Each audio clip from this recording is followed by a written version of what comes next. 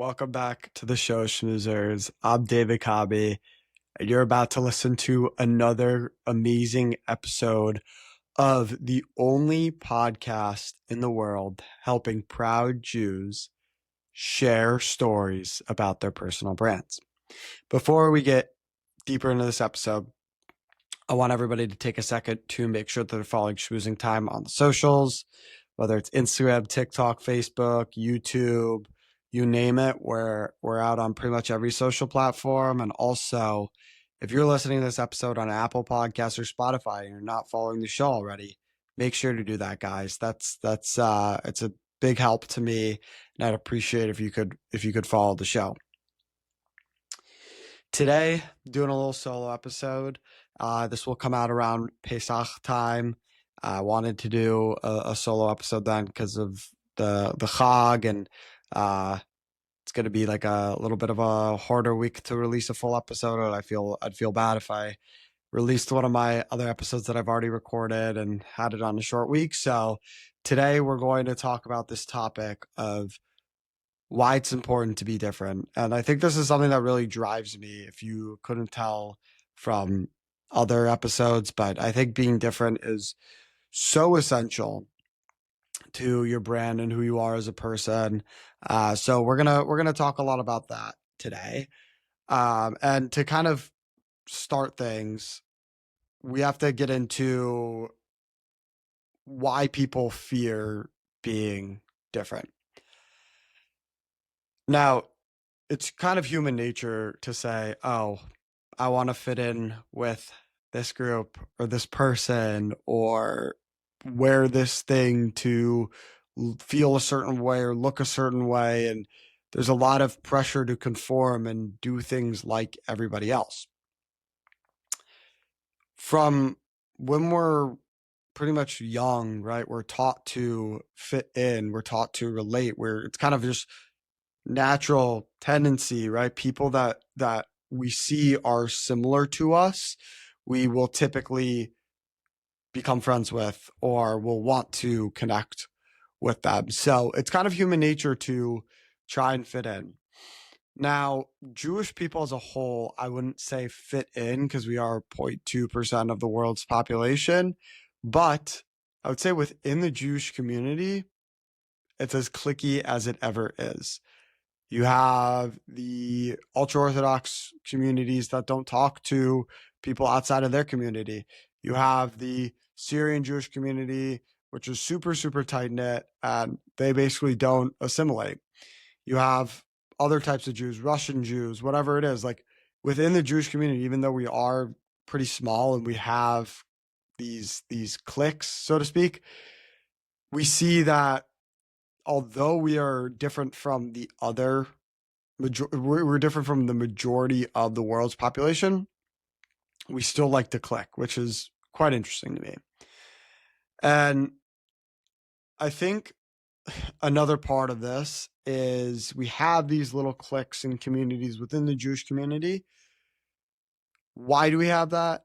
We have a fear of being judged, right? Within the Jewish community, there's a lot of judgment that goes on. And I know this firsthand from growing up in a Jewish community that was, I went to a community Jewish day school, grew up going to a modern Orthodox synagogue, and then went to a public high school. So all three of those things, I was, whether it's to my face or behind my back, like all three of those things, like I was judged for by different groups of people, right? Going to a modern Orthodox synagogue, my friends at Jewish day school didn't fully understand that and whatever, didn't really understand why it was important for me to be raised modern Orthodox. From a Jewish day school background, right? It was a community Jewish day school. I'm sure the Orthodox crowd didn't like the fact that I didn't go to a yeshiva or a more religious school where men and women were studying separate or whatever. And then also the public high school thing, like that too definitely got some judgment from the Orthodox community.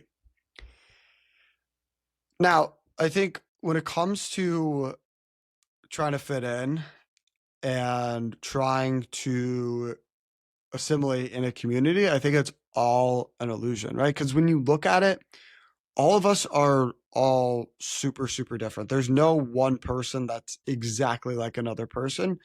So trying to fit into these buckets and categories are all just like an illusion, so to speak. And I think it's just weird that we know that we're different from person A.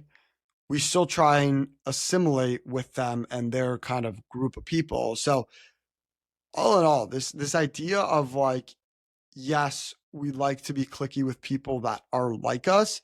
It's all an illusion because they're not really like us, right? We're all our own individual person. We all have our own tendencies. So really, when it comes down to it, you're not assimilating with people. They're assimilating with people that are like you, but you're also assimilating with people that are different from you. So it's just, I don't know, it's something that's very interesting to think about.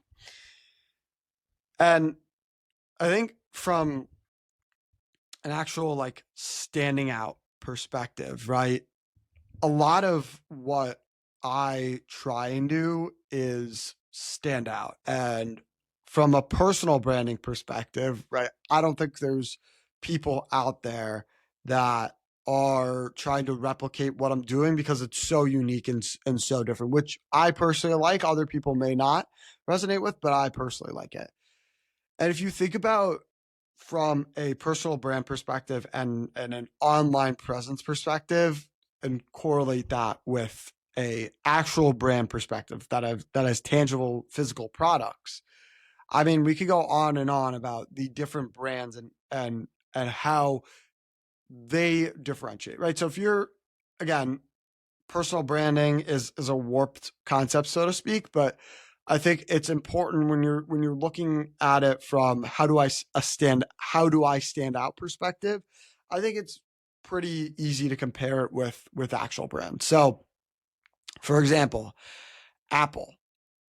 There was no brand like Apple before Apple, and they revolutionized the game as I'm sitting here recording this episode on a Mac and just texting on my iPhone. And I don't actually have AirPods. I refuse to get AirPods, but um Mac or Apple as a whole had changed the game with innovation and understanding that simplicity wins, right? Using an iPhone is not hard. Everybody can use an iPhone. I think one of the things that stands out about their brand is like literally you look at the logo and it is the simplest thing in the world. Apple, right? It's like the first when somebody says think of a fruit, apple, automatically, right? It's the simplest thing in the world. And that's what kind of drives their brand. Yet it's innovative, right? This idea that it's simple yet very innovative is absolutely crazy. Tesla's another one, right? We're not going to talk about politics on this podcast because that's not what I do. But Elon Musk, he definitely has made Tesla a different brand and a differentiated brand in the market. And they were one of the first to the EV space. Again, like just another way of thinking about a car, a phone, right? A phone back then, I guess people used Nokias or whatever they were called. I personally, I don't really remember that era a lot. So, or Blackberries, that's what it was. So it was Blackberries. So Blackberries, right? You had the keyboard on the phone and all that. And Apple said, no, we're moving this to touchscreen. Tesla totally changed the car game and said, yeah, gasoline fueled vehicles. Nope, we're going to use electric vehicles, right? It's what their brand stands for is essentially doing things differently, right? Both of these companies, Apple and Tesla, both stand for things that are doing things differently. Now, if you're somebody that is trying to get an edge, right, and build your personal brand or build your reputation or build your network, right? What good does doing the same things over and over and over do for you? What good does trying to fit in with people do for you? Right? It's one thing if you want to fit in with people so that you can make good connections, but it's another thing to have different habits than people. Eric Rubin, who I had on a couple of episodes, talks about this idea of like, if you are trying to do what the given person does, you're going to end up in the middle of the pack, right? You're going to be a normal person. You're not going to stand out. But if you're able to kind of go on, you can call it an extreme spectrum, on one or the other side of an extreme spectrum, and you're able to differentiate yourself and talk about yourself in a different way than other people, and conduct yourself and do things that are different, you are going to stand out. And I think the perfect example of this when it comes to personal branding is Mr. Beast, right? We know everybody listening to this episode, or I hope everybody listening to this episode knows who Mr. Beast is. He's the king of content right now. He makes the best videos on the planet. They're super engaging. It doesn't matter that they're sometimes like hours long. His challenges are crazy, everything. So he is so good at taking content creation and gamifying it almost, right? Like he has this channel where he will just create these videos that are absolutely bonkers, right? And he turns content creation into a game. And quite frankly, it's tough to compete with Mr. Beast and other people that are just phenomenal with content, right? Like content is king now, and it's tough to compete with these guys. But my point being is that a Mr. Beast, right? There's no other, like, sure, there's Mr. Beast knockoffs that are trying to do things like him, but Mr. Beast is kind of like his own unique thing, right? He kind of does things in his own way. And I think the marketplace like really rewards that, right? You see that Mr. Beast now has millions of followers. He has a chocolate bar brand. He's everywhere, right? So when you think about the marketplace, and it doesn't necessarily have to be a physical marketplace or a job marketplace. It can be TikTok, right? TikTok, you think of it as a marketplace, right?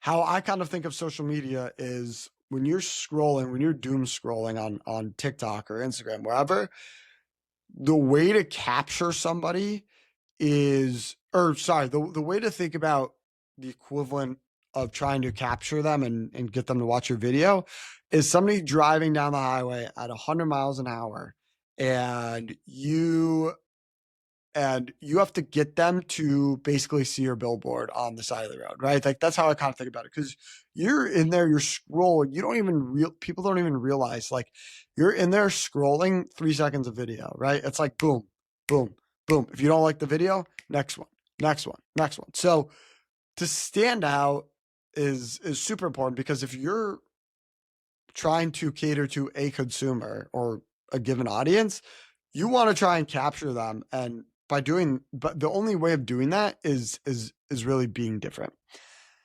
I think when we talk about personal brands and brands as a whole, it's what the thing that makes them a reputable brand is not the similarities between them, right? There might be some similarities between, for example, Lululemon, which is like one of my favorite, if not favorite brands that I own, and Nike, right? Like both of those brands have good quality products and very reputable, but each of those brands stand for something different, even though they're both in the athletic wear kind of field. So it's important to when you're thinking about being different and the importance of that, right? Like you could think of it on a micro scale when it comes to people, or you could think about it from a business perspective too, like business to business.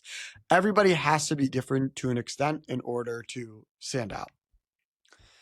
Now, when we're talking about being different, I think it's important to kind of take a step back and talk about why I'm different, and why that's important to me. So I think one of the things that sets me apart from a lot of people is I'm a go-getter, right? Like I will jump into things like nothing. I think the first instance of me doing this in my life was over COVID. I wasn't necessarily like desperate for money, but I was bored out of my mind. I was a senior in high school, and I joined Cutco. And for those of you who are not familiar with Cutco, basically what it is vector marketing is like the overall uh, we'll call it brand that tries to lure you in to sell these knives. And Cutco is a they produce knives and cutlery and silverware, etc. They do all these things. And I was on I still can't believe people make fun of me to this day, but like I was on these calls, like I remember training was absolutely grueling. Like it was like a week's worth of training and it was like I remember this so well. You had to go like I remember I had to go to the UPS store and print out literally like a thick packet of the training material, and it was just so ridiculous. Like I'm sitting at my computer at home and I'm like reading over this training material and there's like hundreds of kids on this call. I'm like, what in the world is going on? And they were like so pushy. Oh my God. Like, I mean, listen, it was a great experience because like I think it made me realize like what hard work actually is. But basically I jumped into this Cutco thing selling knives without knowing what it was. And I mean, I don't even know how much I made. I probably made like $400 or $500 in a couple of weeks, which like nothing, obviously. Um, but I think it's kind of just like a testament to who I am as a go-getter. And I really want things done. And if you know me personally, like I have zero patience for anything, which is like really bad, but I just don't have patience. Like if there's an opportunity, if there's a window, I see it, right? For example, with this podcast, right? I didn't know what I was going to make of it, right? I didn't think I was going to sit here episode 52 recording an episode. Like I had no idea what in the world I was in for, right? And now this is my life, right? Like I go to work and then I do this whenever I'm not working. So I think my go-getter mentality really makes me different, but also the other part of that is like I'm okay with being different. I think I've been different my entire life. And going back to my Jewish background when I was talking about earlier, I grew up going to a community day school. I went to a modern Orthodox synagogue. So right there's already that mismatch. And then throughout my 18 years in Minnesota, it was like there was never like a place where like I was the same. And I just had to accept the fact that like I was different and that was okay. So I really think that the two things that set me apart and make me different and make me stand out are the fact that like I am so determined and go getter. And I think part of it is that yeah, it's these two things, but also it's like I am authentic too, right? And I know that's a very cliche thing, but like I like to keep it 100 with people. I like to think that I'm a lot more direct.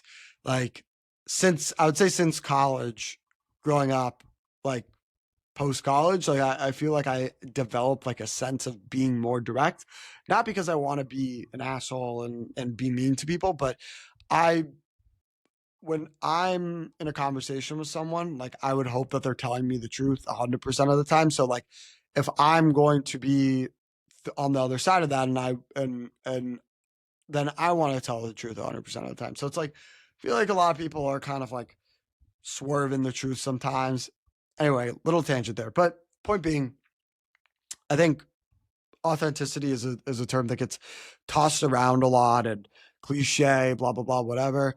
But what does that really mean for the scope of being different? And it's easy to be different by being fake, right? I know a lot of fake people, and I actually just got this text message from someone. Basically, it was somebody saying, "Hey, like, business idea for you. Like, I want you to help me sell season tickets for the Minnesota sports teams or whatever." And I'm just like, listen, like basically what this Ponzi scheme is. I don't know why this episode has turned into some Ponzi schemes. First cut code, now this. Basically, what happens is these guys will like reach out to me and say, "Hey, like David, I heard you're from Minnesota, looking to do some deals with tickets there, blah blah blah." And then they're like, "Yeah, listen, like here's the deal. I'll pay you $1,000 for your license, and All you have to do is send me a picture, done.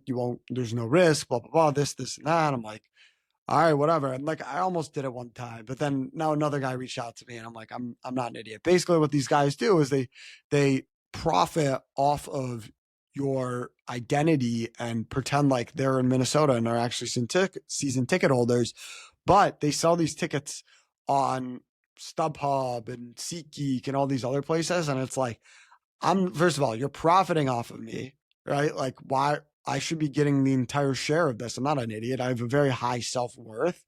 Second of all, like, I don't want you bringing in Packers fans or, I don't know, Yankees fans, White Sox fans, or Nuggets fans, Blackhawks fans. Like, I don't want you bringing those guys to Minnesota. Eagles fans, especially not Eagles fans. I don't want you bringing those guys to Minnesota. So anyway, going on a little bit of a tangent here, but what I was trying to say is it's easy to be different by being fake, but then also by being authentic. And I think authenticity has helped me win in the past couple of weeks. As you guys may have seen on social media, I started to do more like personal posts that have not been like podcast related. So I introduced a new character, David, to the podcast.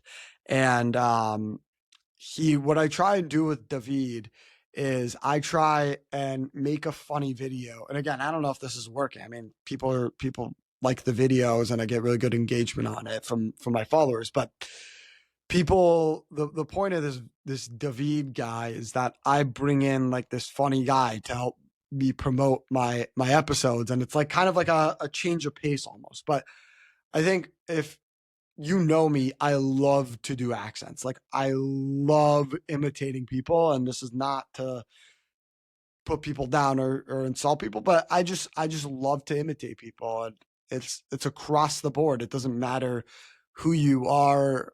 Like I just like imitating people. I think it's fun. Some people are offended by it, which personally I don't care. Like I'll do it anyways, but I really like to imitate people. And I think that's part of like me being more authentic is showing myself outside of my normal podcast self, right? Because when I'm podcasting like this, I'm kind of in a zone, right? I'm talking to the camera, I'm talking to you.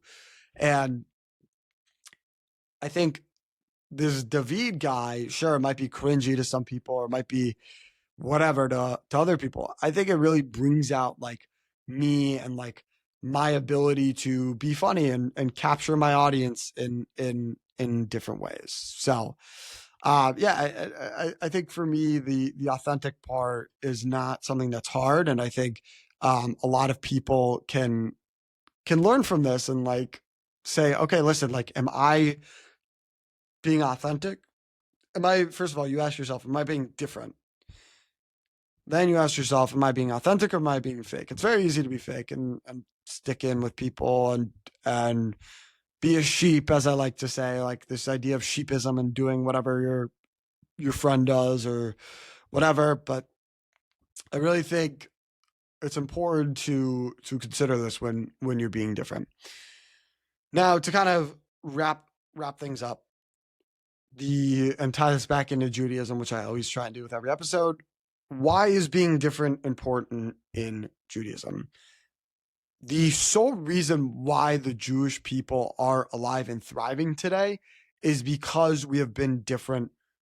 We have not done whatever other religions or other people have done. And I think it's amazing. And people don't recognize this enough, that Jewish people do things differently all the time. And it's kind of sad to see how the American Jew is somewhat blended in today. And I'm critical. I could be criticized for this too, is more than ever, right? You look at the Jewish people and they've started, especially in America, I think, and this could be something that people could disagree with me on.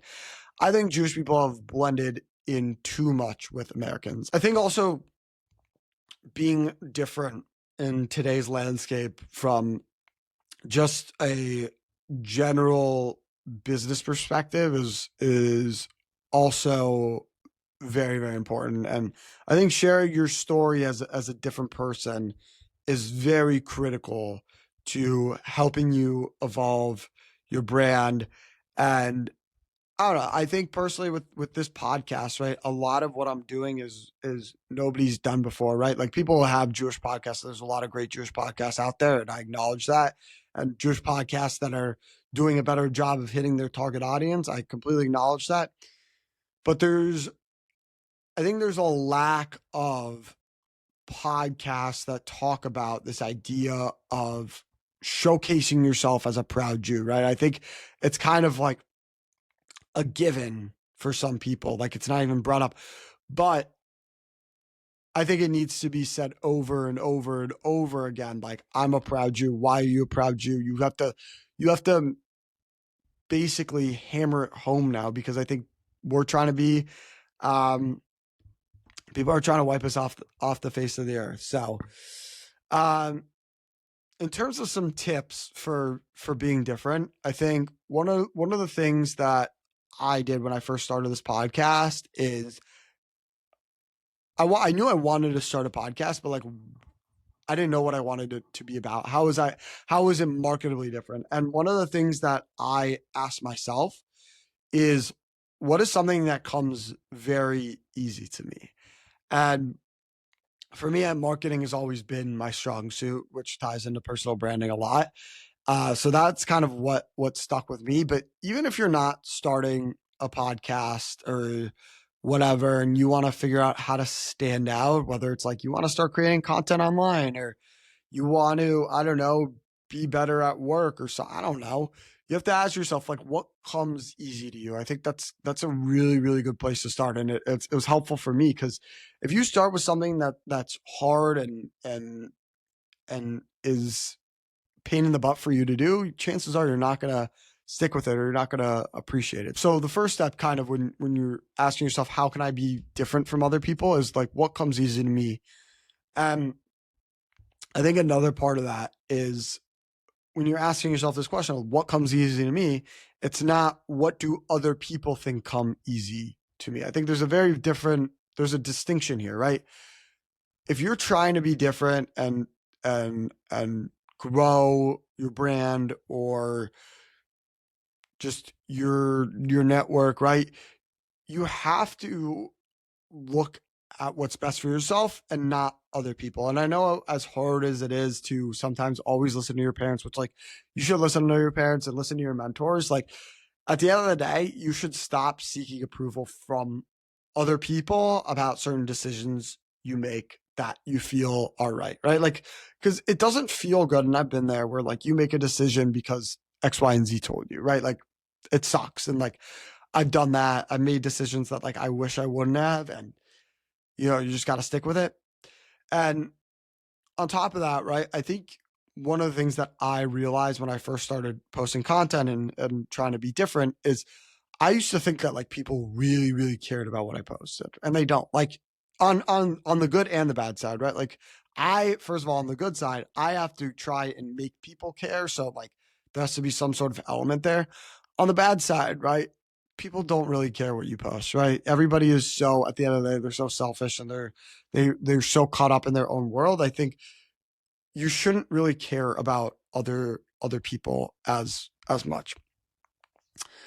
And the final thing that you should do when it comes to being different is, and this is going to sound weird, but I'm going to say it anyway.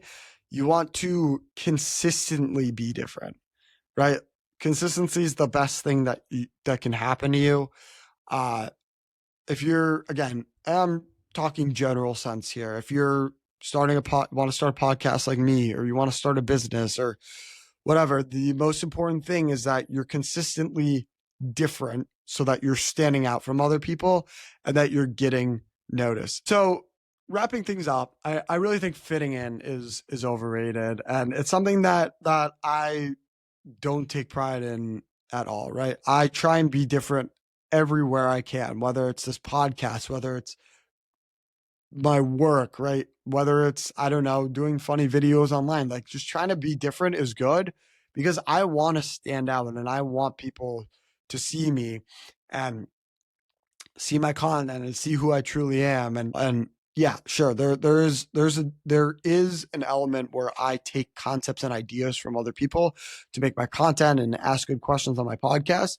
But at the end of the day, I try and strive to be different because let's be real, Jewish people, 0.2% of the population, we're all different, right? We're completely different from the rest of the world. Like how much more different can we really be, right? Only 0.2% of the world relates to us as Jewish people, right? That leaves 99.8% of the world being a lot different than us. So what, like, you're already so different from other people, why not try and be more different? And whatever that means to you in the scope of things, I challenge you to be more different. And one of the things that like I started to do to be more different is at the beginning of this year, I am setting goals for myself that I check up on every single week, right? It's holding me accountable. And that's kind of what is going to get me to be different and stand out. Also, on top of that, reading Atomic Habits. And I know it seems like I've been reading this book for like 3 months because I have, but that book talks a lot about, building good habits and whatever. And that's also important to being different, right? You want to build different habits than other people so that sure same habits might work for some people, but building different habits that suit you I think is also super super important. So whatever you're trying to do in life, just go ahead and do it, and just be different, add a little twist to it. So appreciate you tuning in to this episode. Make sure you share this with somebody that needs to be different or wants to know how to be different. Until next time, keep schmoozing.